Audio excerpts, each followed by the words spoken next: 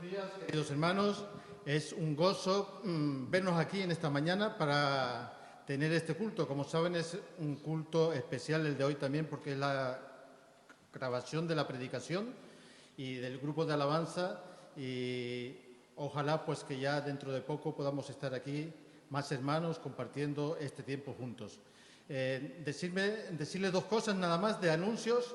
El día 7 de junio, si Dios quiere y todo va bien, pues vamos a comenzar los cultos aquí en el templo, donde estamos ahora los que nos ven por las pantallas, y ya iremos anunciando cómo lo haremos. Recordar que a lo largo de estas 2 semanas que quedan pendientes, pues los cultos, las reuniones los vamos a seguir teniendo por Zoom, como lo hemos tenido hasta ahora, y decir nada más que seguir orando los unos por los otros, por la Iglesia, por los enfermos que tenemos en nuestra congregación. No los voy a recordar ahora, pero todos los tenemos en mente, y seguir orando también por esta situación que estamos padeciendo, para que el Señor obre conforme a su misericordia.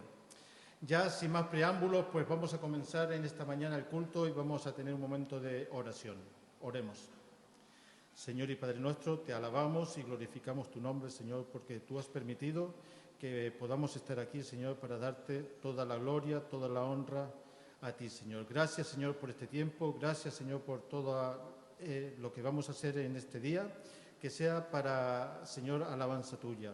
Bendice a nuestro hermano Joan, que va a tener la predicación, bendice al grupo de alabanza y bendice todo lo que vamos a hacer, Señor. Te seguimos pidiendo, Señor, por la situación de pandemia, Señor, que hay en el mundo, para que, Señor, tú obres, Señor, que tú te manifiestes, Señor, y que te pedimos también, Señor, que tú nos muestres lo que quieres enseñarnos con todo lo que está pasando, Señor. Te pedimos también para que tu iglesia, Señor, siga creciendo en medio de toda esta dificultad. Todo ello te lo pedimos en tu nombre. Amén. Pues sin más, dejo al grupo de alabanza con ustedes, que va a tener unas alabanzas preparadas, y Rubén va a continuar. Muchas gracias, Gregorio. Entonces vamos a alabar a Dios. Sé que estamos ahora en un momento en el que todavía estamos en casa cada uno, pero podemos alabarle, podemos hacerlo con los instrumentos también, ahora más juntos, ahora que podemos. Así que yo les invito a todos que desde casa nos acompañen en la alabanza a nuestro Dios.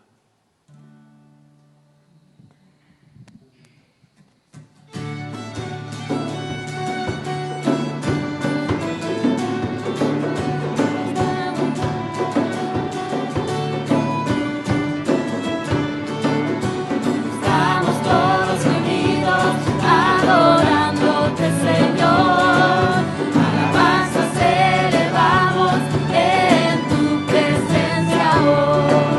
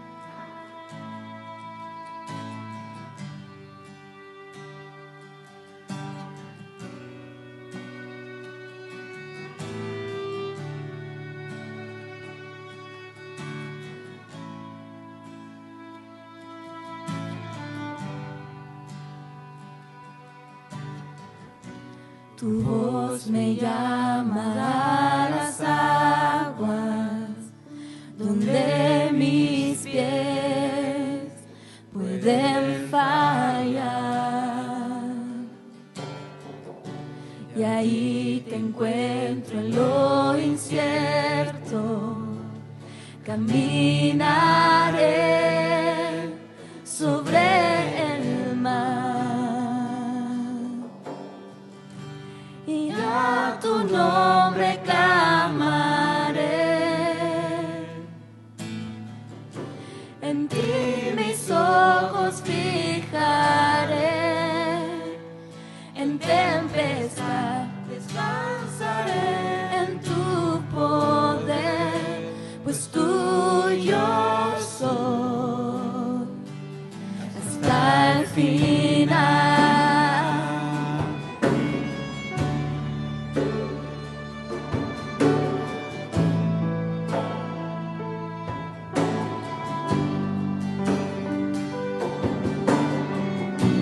Tu gracia abunda en la tormenta, tu mano, Dios, me guiará.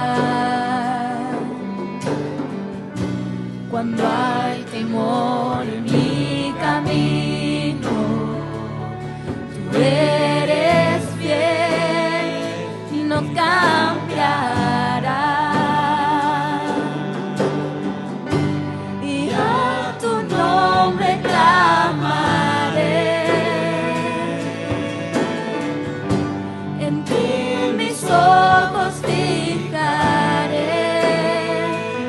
en tempestad descansaré en tu poder, pues tuyo soy hasta el final.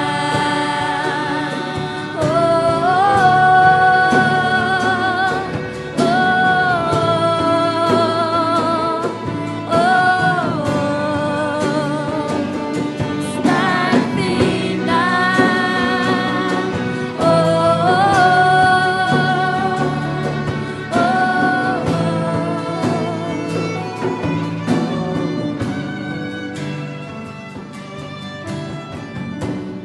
tu espíritu me guíe sin fronteras, más allá de las barreras, a donde tú me llames. Tú me llevas más allá de lo soñado, donde puedo estar confiado al estar en tu presencia. Que tu espíritu me guíe sin fronteras, más allá de las barreras, a donde tú me llames. Tú me llevas más allá de lo soñado, donde puedo estar confiado al estar en tu presencia. Que tu espíritu me guíe sin fronteras, más allá de las barreras, a donde tú me llames. Tú me llevas más allá de lo soñado, donde puedo estar confiado al estar en tu presencia.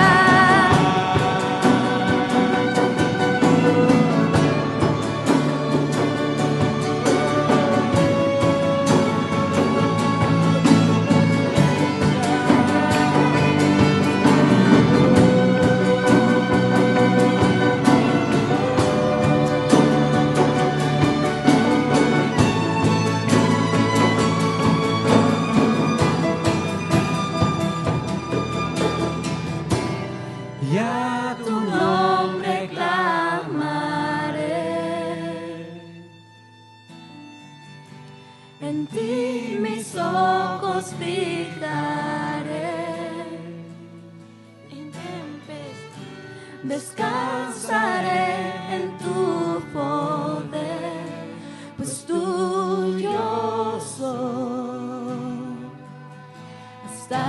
final.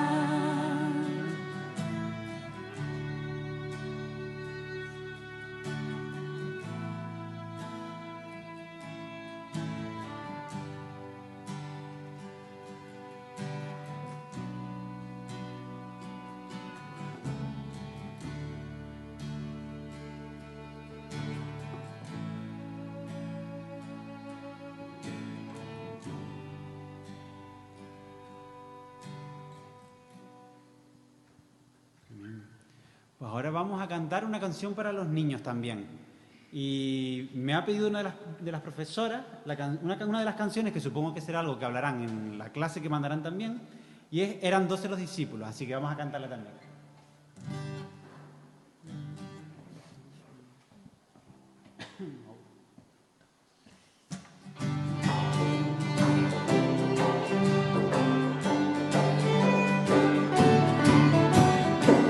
Eran 12 los discípulos Discípulos de Cristo, los que le siguen, del camino al cielo, de la vida eterna, el que al tener se puede obtener. Cristo nos amó, Cristo nos amó, somos sus testigos de nos redimió.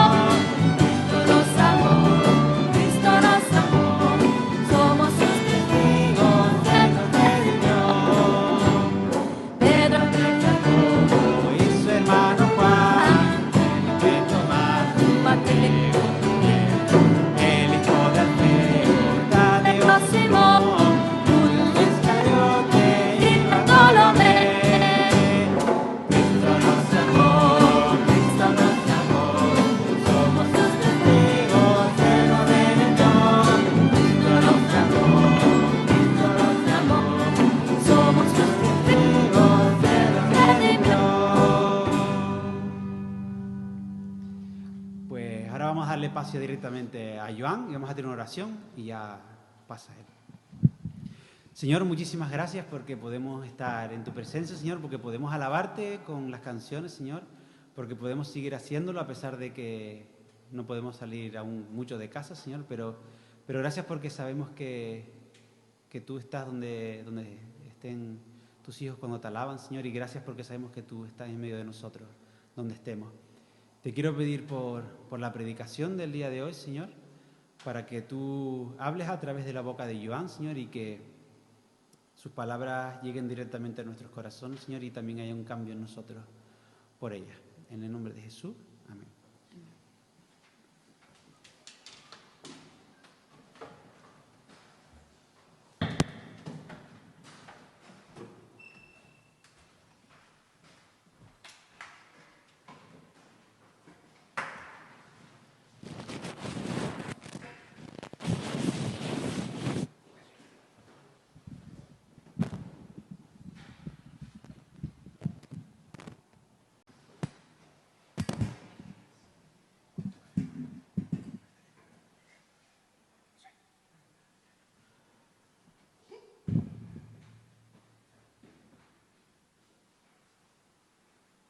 ¿Qué tal? Un momento.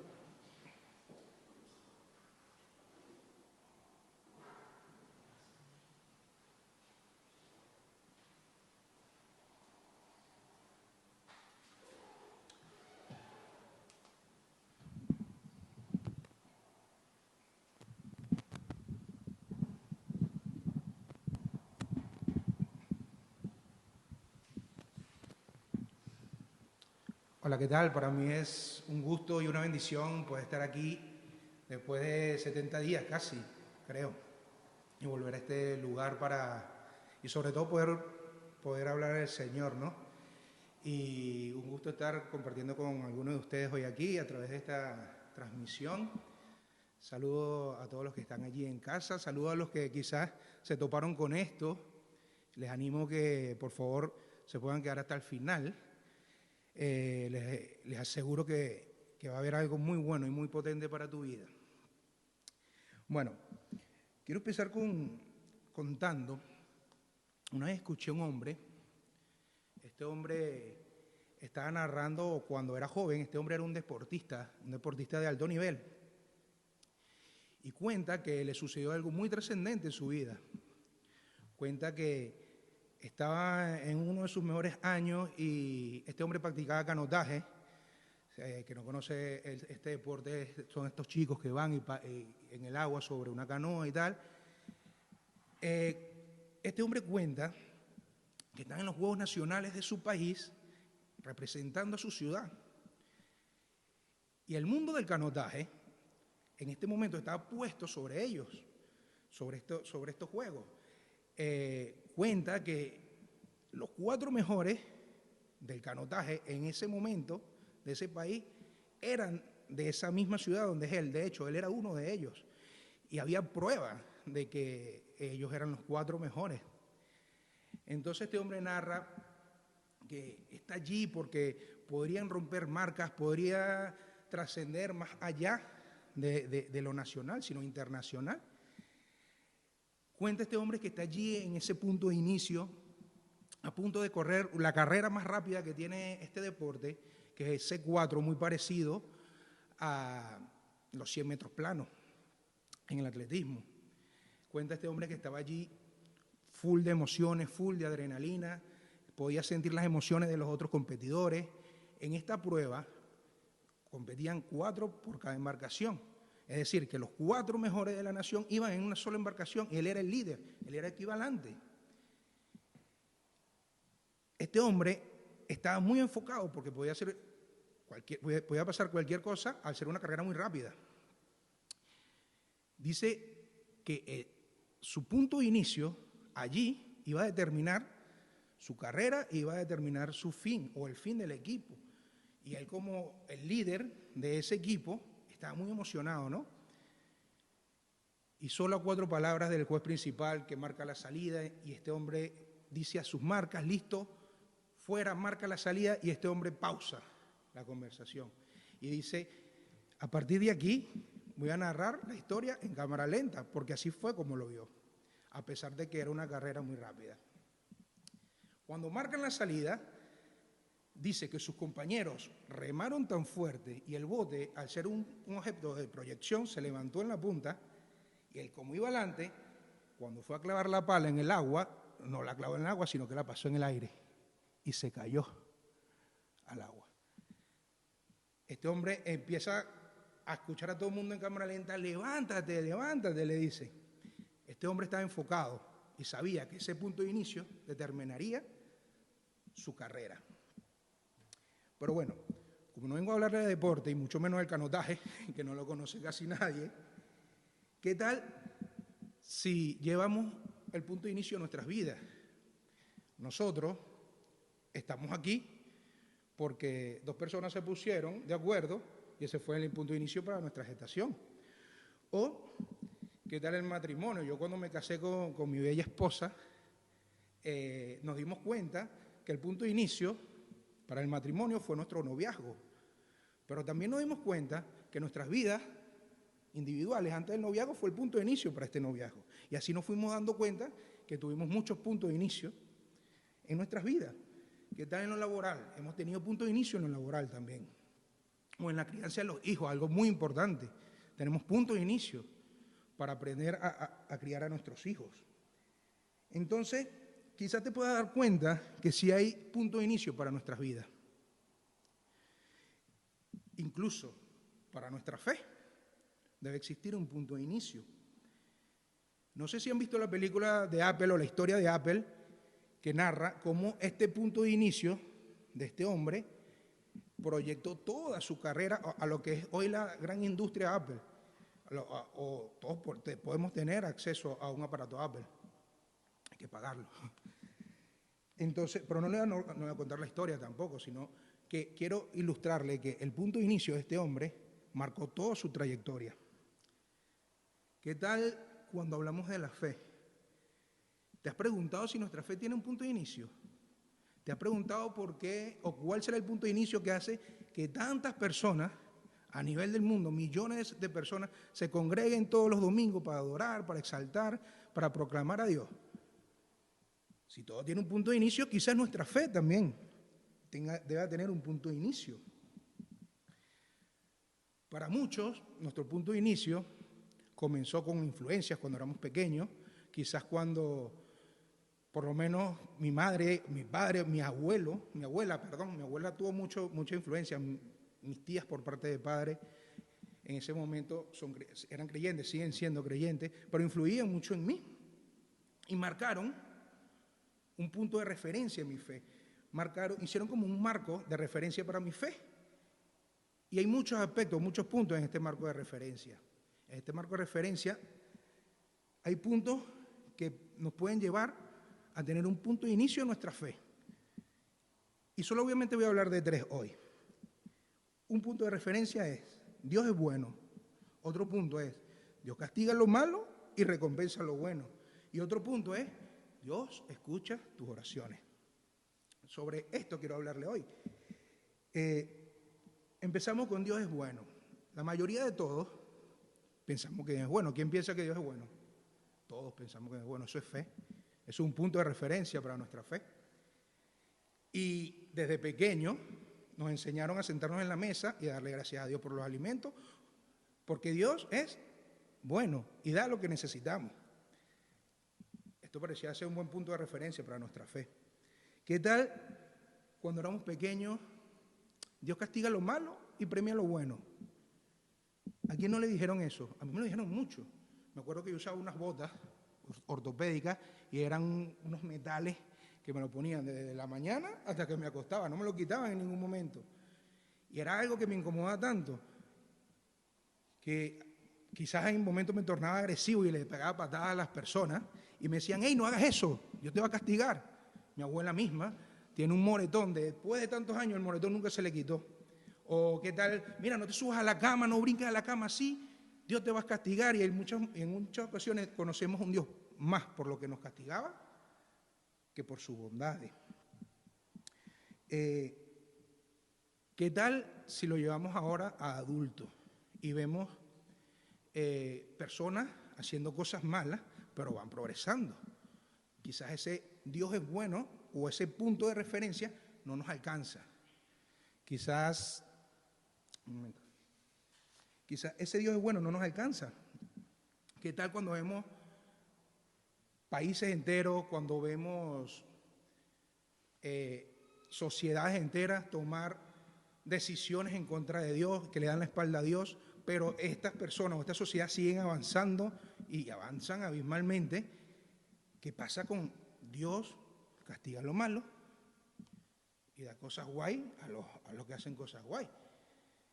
Quizás este punto de referencia se nos queda corto, no nos alcanza. Y puede ser porque quizás no estaba en el contexto, que sí nos alcanzaba cuando éramos niños, pero cuando era de adultos no nos llega, no nos alcanza. Pero cuando empezamos a generar un nivel de conciencia y juicio, esos argumentos se van quedando atrás y pareciera que no son suficientes. ¿Qué tal para que el que no cree? Tampoco le es suficiente. Tampoco le es suficiente esos argumentos al ver el mundo que vivimos hoy. ¿Qué tal Dios contesta nuestras oraciones? ¿Quién cree que Dios contesta nuestras oraciones? Yo lo creo. Y eso es fe. Eso es fe. ¿Qué pasa cuando esa madre o ese padre oran porque su hijo enfermo sane y no sana? ¿Qué pasa cuando oramos por las finanzas y llevamos mucho tiempo orando por las finanzas, pero las finanzas no se establecen o no llegan a lo que nosotros deseamos? Parece que este marco referencial tampoco nos llega y nos alcanza. Pero cuando estamos pequeños sí. Lo que pasa es que cuando creamos un nivel de conciencia, vemos que no podemos alcanzarlo porque quizás lo que emprendimos no estaba en el marco que nosotros queríamos. Entonces, todo esto tiene que ver con el juicio y el conocimiento que vino a nuestras mentes, que nos hace ver la vida de una forma diferente. Hay unas encuestas y hay una estadística de la que quizás yo fui parte, que dicen que los adolescentes, cuando llegan a una edad de 15 años promedio, desde un 40 a un 60%, se alejan de la iglesia, porque empiezan a ser cuestionados. Cuando llegan a la universidad, les pasa igual. Entonces, yo fui parte de eso. Me acuerdo que a mí me llevaban a una escuela dominical todos los domingos, pero cuando tuve 14, 15 años, me aparté totalmente y volví 20 años después, 15 años después quizás. Entonces, quizás el Dios que me presentaron no me fue suficiente. Y con esto quiero volver a la historia de este hombre rápidamente. Todos los ojos del mundo del canotaje estaban puestos allí, sobre las 4 mejores personas, que había pruebas que eran las 4 mejores personas de este país, pero estas 4 personas podían fallar, y en efecto fallaron. ¿Por qué fallaron? Porque su base, su canoa, estaba sobre algo inestable, estaba sobre algo que podía moverse, y se movió. Entonces, hoy me quiero dirigir a las personas que quizás están escuchando esto por primera vez o están empezando a asistir a la iglesia, primeramente, y quizás están diciendo, oye, yo quiero un punto de inicio para mí fuerte. ¿Esto aplicará para mí? Y sí, lo que yo voy a decir hoy aplica para ti. Y si tienes mucho tiempo viniendo a la iglesia, pues va a reforzar aún más tu fe. Entonces, quiero que sepas, si estás escuchando este mensaje por primera vez, vas a salir con un punto de inicio sólido, vas a salir de aquí con un punto de arranque estable. Y este punto de arranque te va a abarcar todas las áreas de tu vida. Si tienes mucho tiempo viniendo o asistiendo a una iglesia, tal vez estás diciendo, oye, yo sé cuál es el fundamento y el punto de inicio de mi fe. Te voy a hacer una pregunta. ¿Realmente estás convencido a lo que viene a tu mente cuando piensas en el punto de inicio de tu fe? ¿Qué tal si allá afuera nos empiezan a preguntar cosas y eso que nos preguntan nos hace tambalear nuestras bases? O quizás puedas estar diciendo, el punto de inicio para mí es la iglesia, y quizás sí lo es, pero ¿qué pasa cuando empiezan a cuestionar a personas de tu iglesia o empiezan a decir algo de la iglesia y tú no tienes fundamentos sólidos para defenderte o para decir, oye, no es así? Quizás otros están diciendo, no, ya yo sé, no estás equivocado, esos no son los puntos de inicio. El punto de inicio es la Biblia. Sí, pero ¿qué tal cuando empiezan a cuestionarte lo que Dios escribió allí y no tienes cómo argumentar y demostrar que ese es tu punto de inicio de tu fe o eso es tu base de fe? Muchas veces, y yo el primero, he dicho a familiares, he dicho a compañeros de trabajo, hey, tienes que creer en Dios porque la Biblia dice. ¿O qué tal esta? Arrepiéntete porque si no vas ¿a dónde? Al infierno. Y sí lo dice, pero quizá no es suficiente para muchas personas. Hoy voy a darle un argumento quizá más fuerte, voy a darle un argumento mucho más sólido. Hay una escritora que se llama Karen Armstrong, que escribió un libro que se llama El caso para Dios, no el caso de Cristo, sino el caso para Dios. Y uno de sus escritos, y voy a citarla 3 veces, dice, muchos de nosotros hemos sido dejados a la deriva con un concepto incoherente de Dios. Aprendemos acerca de Dios a la misma edad que nos contaron sobre Santa Claus, o en este caso, en nuestra cultura, aquí, los reyes. Entonces, desde niños nos contaron de Dios y estos personajes al mismo tiempo. Pero la verdad que nuestro conocimiento cambió sobre estos personajes. Yo no me imagino a ninguno de ustedes yendo al Meridiano en diciembre a sentarse en las piernas de Santa o de los Reyes a pedirle un regalo, ¿no? Para diciembre, no creo. Porque nuestro concepto sobre estos personajes cambiaron. Pero en muchas ocasiones el concepto de Dios nos dejó como cuando éramos niños. Sigue diciendo esta mujer, pero mientras que nuestra comprensión del fenómeno de Santa Claus evolucionó, nuestra teología se mantuvo de cierta forma infantil. Y vuelvo al ejemplo de la mesa, cuando nos enseñaron que debíamos darle gracias a Dios. En muchas ocasiones, y quiero hablar por mí, yo le doy gracias a Dios ya a veces como un rito, y no identifico que de verdad tengo que comunicarme con mi Dios, que tengo que darle gracias porque de verdad Él está proveyendo mi necesidad. Y a mí me pasa. Deseamos que Dios nos dé conforme a como queremos. Muchas personas allá afuera, o yo también lo hago, no sé si ustedes, pero yo sí, o lo he hecho, no lo hago, lo he hecho. Citamos el Padre Nuestro sin identificar o con el conocimiento, que es lo que dice al final, que se haga tu voluntad y no la mía. Y a la verdad esto es un concepto mucho más amplio de que cuando teníamos cuando niños. Y sigue diciendo esta mujer, así que no es de sorprender que cuando alcanzamos la madurez intelectual, muchos de nosotros rechazamos al Dios que habíamos heredado y negamos su existencia. Y a mí me pasó, y la estadística habla también. Cuando vienen a la mente aquellos argumentos que parecen ser más sólidos, quizás se nos derrumba. Todo, a la verdad, en nuestro alrededor fue madurando, fue creciendo. Nuestra relación con nuestros padres, con nuestros hermanos, con nuestra madre, con los chicos, con las chicas, maduró. No nos relacionábamos ya cuando éramos niños. Nuestra forma de ver el trabajo maduró. En los casos de la persona que quizás aún no ha creído en Dios, escuché una persona decir que esos cuentos son para niños. Les parece algo como de ciencia ficción. Entonces los no creyentes en algún momento pueden pensar así. Probablemente todo no es un punto de inicio que nos ancle a una base firme sobre la fe. Me pasó porque quizás en mi trabajo en un momento ese conocimiento que me dieron cuando niño no me alcanzó. En mi matrimonio no me alcanzó. No supe llevarlo a la práctica porque quizás no estaba en el contexto que yo deseaba. Como adultos necesitamos a menudo buscar un punto de inicio para nuestra fe. Y esto significa, y esto quiere decir, que debemos siempre estar buscando al Señor, aprendiendo del Señor, leyendo su palabra, meditando en Él. Debemos crear una fe que no se debe atropellar por las circunstancias. Debemos tener una fe que no se debe arropar por lo que vemos fuera.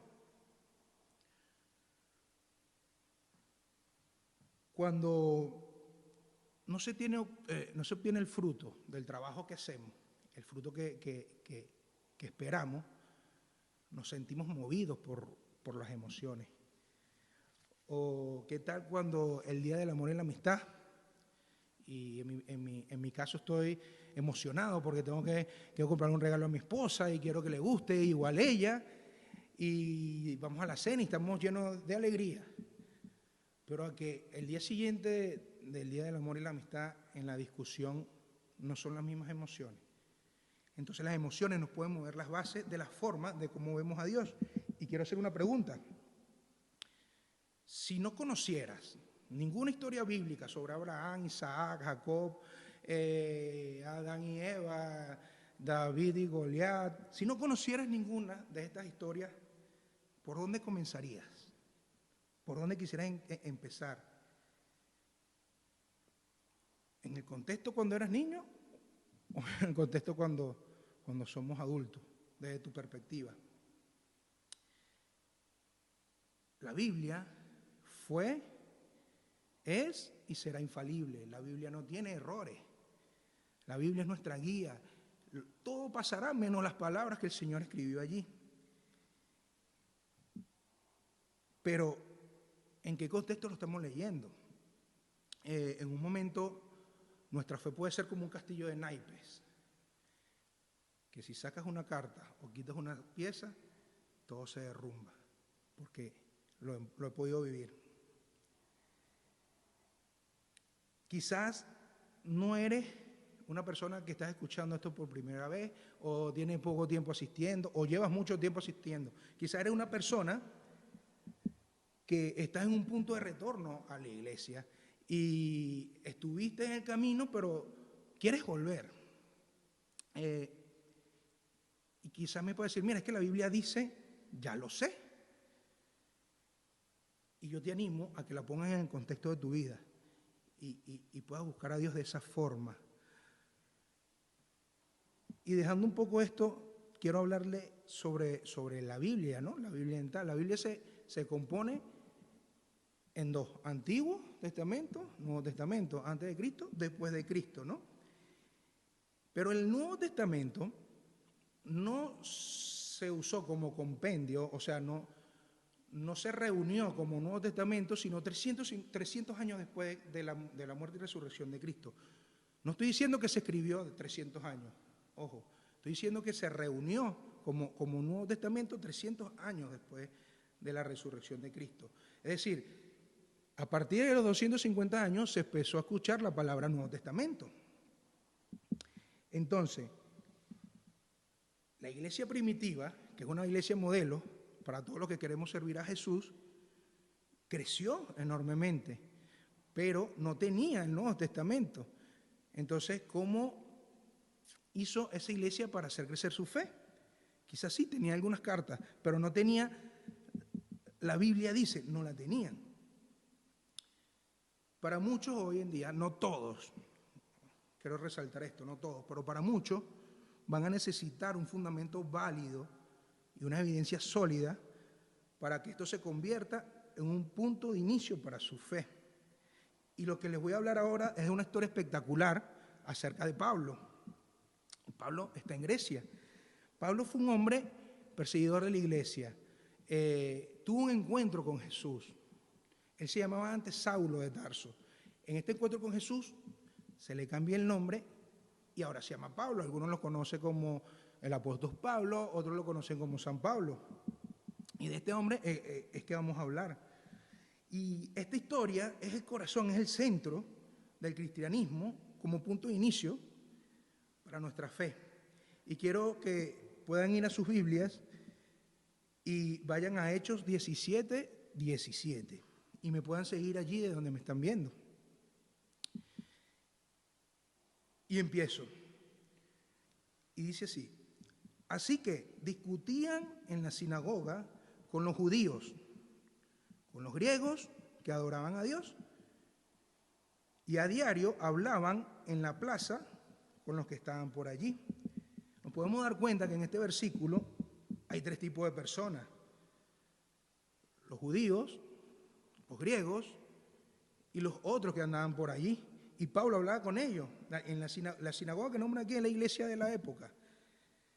Y sigue diciendo el 18: algunos filósofos, epicúreos y estoicos, entablaron conversación con él. Unos decían: ¿qué querrá decir este charlatán? Otros comentaban: parece que es un predicador de dioses extranjeros. Decía esto porque Pablo les anunciaba las buenas nuevas de Jesús y de la resurrección. Aparecen dos grupos de personas más: los epicúreos y los estoicos. Los epicúreos son los hedonistas, los que dicen: mira, quizás no lo podemos resolver todo, pero vamos a tomar una taza de café, filosofemos y vemos a qué podemos llegar. Los estoicos son los que dicen: si me da suficiente tiempo, puedo resolverlo todo. La reacción de los que estaban allí fue algunas reacciones diferentes. Otros decían: ¿de qué Dios se está hablando este? Es un Dios extranjero, quizás. En este momento, para esa época, tenías que fundamentar y explicar qué es lo que ibas qué nueva enseñanza o de qué nuevo Dios ibas a hablar allí para decir era un Dios digno de adorar. Entonces, era algo muy nuevo para ellos. Quizás para muchos están empezando desde cero. Pablo ahora lo llevan al Areópago. El Areópago era un sitio donde estaban los que gobernaban en ese momento las religiones y decidían, y lo llevan a Pablo allí para ver si le iban a permitir extender su mensaje en este país, en esta ciudad. Y sigue diciendo el 19: entonces se lo llevaron a una reunión del Areópago. ¿Se puede saber qué nueva enseñanza es esta que usted presenta?, le preguntaron. Y sigue diciendo el 20: ¿por qué no viene usted con ideas que nos suenan extrañas? Queremos saber qué significa. Queremos saber qué significa. Y tras esta pregunta puede haber una gran revelación. Es que ellos querían saber. Pablo había captado su atención. 20 años después de la resurrección de Jesucristo, Pablo le está explicando a estas personas, oye, existe un hombre que partió el curso de la historia de la humanidad en dos. Es Dios mismo. Y ahora Pablo pone en medio y toma la palabra, se pone en medio del areópago y toma la palabra. Y sigue diciendo el versículo 22. Pablo se puso en medio del areópago y tomó la palabra. Ciudadanos atenienses, observo que ustedes son sumamente religiosos en todo lo que hacen. Y sigue Pablo captando la atención de estas personas y comenzó su discurso así. Dice, al pasar y fijarme en sus lugares sagrados, encontré incluso un altar con esta inscripción, a un Dios desconocido. Pues bien, eso que ustedes adoran como algo desconocido es lo que yo le vengo a anunciar. En Atenas había dioses para todo. Había dioses que crearon el sol, que crearon la luna, dioses para la tierra, dioses hasta para la suegra. Había dioses para todo. Pero había este Dios que no se veía, que para ellos quizá era una incertidumbre. Y la incertidumbre, cantamos antes, tú me llamas las aguas donde mis pies o donde yo tal vez puedo fallar. Y la incertidumbre es verdad en nuestro caminar de fe. No sé, hay incertidumbre en la religión quizás, pero hay personas que a pesar de la incertidumbre tienen una certeza. Pero hay personas que les puede la incertidumbre y se alejan de Dios. Pablo utiliza la imagen de este Dios que no se ve para predicar el Evangelio. Y sigue diciendo en Hechos 17:24, el Dios que hizo el mundo y todo lo que hay en él es Señor del cielo y de la tierra. No vive en templos construidos por hombres. Le está hablando de que no solo hizo el sol, no solo hizo la luna, no solo lo hizo todo. Que es más grande que todos sus dioses, le dice. Y que no cabe en templos humanos, hechos por humanos. ¿Por qué? Porque simplemente es un Dios infinito. Ni se deja servir, sigue diciendo el versículo 25, ni se deja servir por manos humanas, como si necesitara de algo. Por el contrario, Él es quien da a todos la vida, el aliento y todas las cosas. Muchas veces, quizás a ellos les enseñaron que sus dioses necesitaban que les sirvieran porque necesitaban ayuda. O muchas veces yo pude entender bajo mi contexto de niño que debía servir a Dios porque quizás Dios necesitaba mi ayuda. Y en realidad es que Dios, con mi servicio o sin mi servicio, sigue siendo Dios. Pero yo sin Dios no soy absolutamente nada. Y ahora Pablo le cambia el texto, el contexto, o le cambia el texto, ¿sí?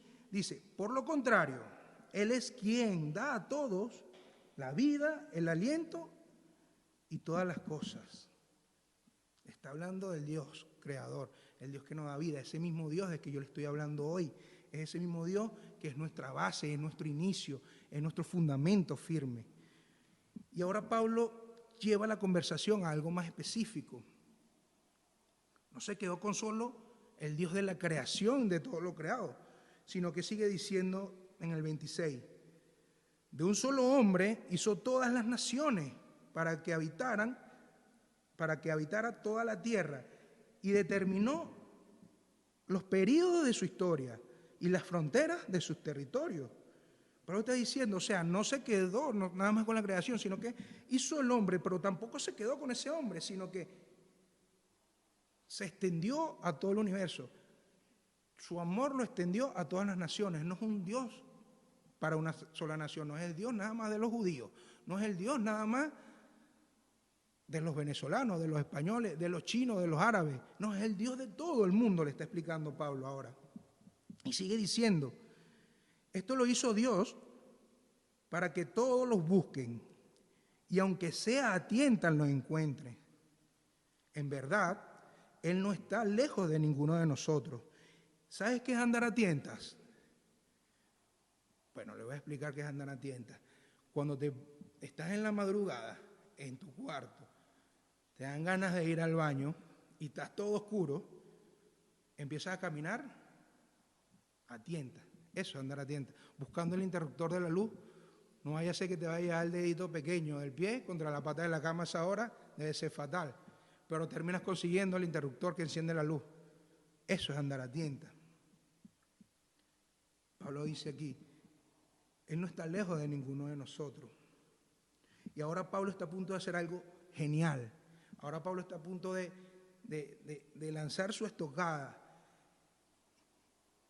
Y Pablo, a pesar que se conocía el Pentateuco, no va a citar ni va a decir, Moisés dijo. No. Dice, voy a citar a sus propios filósofos. Pablo se adentra en la cultura de los griegos y le dice, ustedes no están del todo perdidos, ¿eh? Algunos de sus poetas han encontrado algo de la verdad de la que yo les estoy contando hoy. Y sigue diciendo en el versículo 28, puesto que en Él vivimos, nos movemos y existimos, como algunos de sus propios poetas griegos han dicho, de Él somos descendientes. Está citando a sus poetas, está citando a la filosofía griega. Y quiero resaltar que aquí Pablo no está usando la Biblia, dice. Pablo está usando su cultura. ¿Por qué él no está usando la Biblia, dice? Porque la Biblia, dice, no estaba al alcance de estas personas en ese momento. No la conocían en lo absoluto. Pero Pablo está usando algo que sí conocían, los escritos de sus filósofos. Y sigue diciendo Pablo, por tanto, siendo descendiente de Dios, no debemos pensar que la divinidad sea como el oro, como la plata o la piedra, escultura hecha como resultado del ingenio de la destreza del ser humano. Pablo lo que está diciendo, esas esculturas no representan el Dios que yo te estoy mostrando. Esas esculturas no son el hombre que partió la historia de la humanidad en dos. Y sigue diciendo Pablo en el 30, pues bien, Dios pasó por alto aquellos tiempos de tal ignorancia, pero ahora manda a todos, a todas partes, que se arrepientan. Pablo está diciendo que por el desconocimiento de este Dios, de que Él está hablando, hicieron cosas que iban en contra de Él. Pero está diciendo también que Dios ya pasó por alto, que se arrepientan. Y el arrepentimiento en este caso no tiene que ver con el pecado, pero no solo con el pecado, sino en el original es metanoia, cambio de mente. Entonces, lo que hiciste del pasado, cambia tu mente, porque Dios ha hecho algo nuevo. Pablo está usando su cultura, pero también está diciendo que lo que heredaron como cultura de sus padres ya no es. Que tenías que traer al altar para un animal, para sacrificarlo, lavarte las manos 7 veces antes de comer, eso ya no es. La idolatría ya no es. Dios pasó ya por eso por alto. Pablo está intentando cambiarle su forma de pensar y fundamentar su fe sobre lo firme. Sigue diciendo, Él ha fijado un día en que juzgará al mundo con justicia por medio del hombre que ha designado. De ello ha dado pruebas al levantarlo de entre los muertos. Pablo está hablando de Jesucristo como el hombre que va a juzgar un día a toda la tierra, como el hombre que va a gobernar con divinidad santa. Y quizás esto sea fácil de decirlo, pero quizás no sea fácil de verlo, porque deben existir pruebas y evidencia para poder verlo. La última parte de este versículo dice, de ello ha dado pruebas, no ha dado una, ha dado pruebas en plural, a todos, al levantarlo de entre los muertos. ¿Cuál fue la prueba? Dios mismo se hizo hombre en la figura de Jesucristo. Estuvo en esta tierra, fue crucificado, murió, sepultado, sellada su tumba, le pusieron guardia a su tumba, pero a los 3 días resucitó, duró 40 días después de resucitar, caminando entre los suyos, y fue elevado a los cielos. Cuando fue elevado a los cielos, Mateo 28:19 narra que dejó una comisión y dice que fuéramos por todo el mundo a ser discípulos, bautizándolos en el nombre del Padre, del Hijo y del Espíritu Santo. ¡Wow! Tenemos que ser y hacer discípulos. Pero va más allá ahora. Dice, enseñándoles a obedecer. Enseñándoles a obedecer lo que les he enseñado a ustedes. Entonces,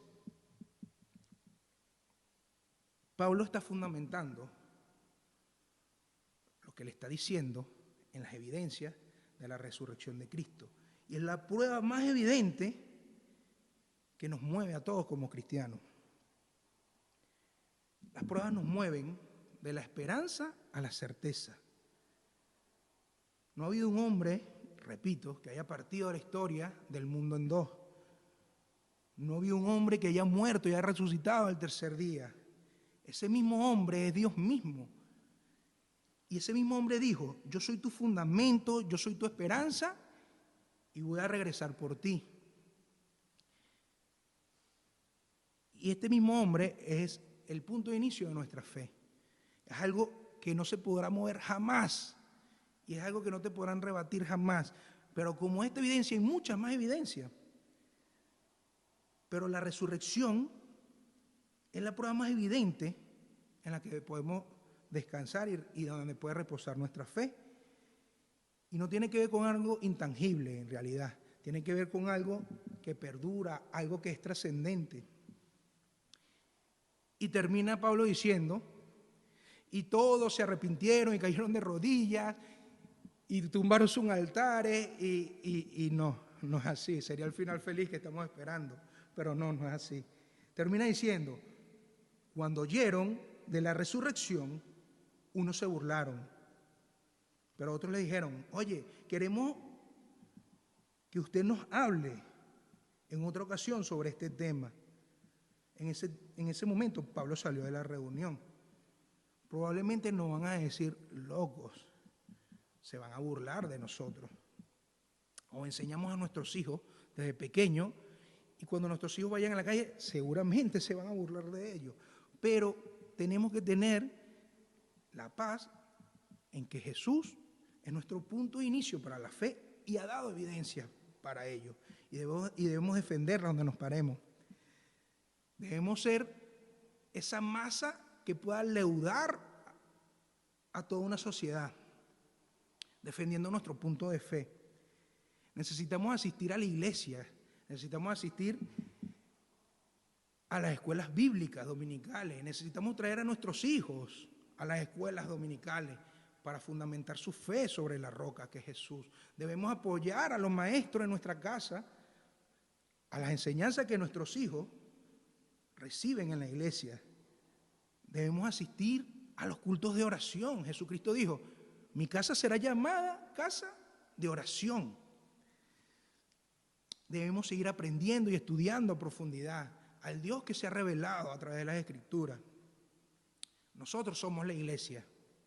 Si nosotros crecemos, la iglesia local crece. Tenemos que ser la influencia que inunde, en este caso, la cuesta, para poder cambiar las perspectivas de muchas personas. Si Jesús venció la muerte, cualquier cosa puede ser vencida. Él es el nombre que va por encima de todo nombre. Y quiero terminar diciéndole, el punto de inicio quizás pueda ser una pregunta. Y quiero que medites en esta pregunta. Y es, ¿quién es Jesús? ¿Quién es Jesucristo para ti? Amado Padre, gracias te damos, Señor, porque tú eres un Dios bueno, Señor. Tú eres un Dios que te has revelado, Señor, a nosotros como humanidad, Señor. Tú eres nuestro creador, Señor, y de eso has dejado evidencias, Señor, Padre amado. Gracias te doy en este momento, Señor, por aquellas personas que pueden estar viendo esto por primera vez, Señor. Gracias te doy por todos mis hermanos, Señor, y que podamos, Señor, poner en práctica lo que tú ya de antemano has escrito y has predestinado para nosotros, Señor. Padre, gracias porque eres un Dios de bondad, Señor, y te podemos sentir y te podemos vivir. Gracias porque viniste a este mundo, Señor, fuiste crucificado y resucitaste al tercer día, Señor. Gracias porque a través de ello hoy tenemos vida, Señor, y vida eterna. Gracias en el nombre de Jesús. Amén y amén.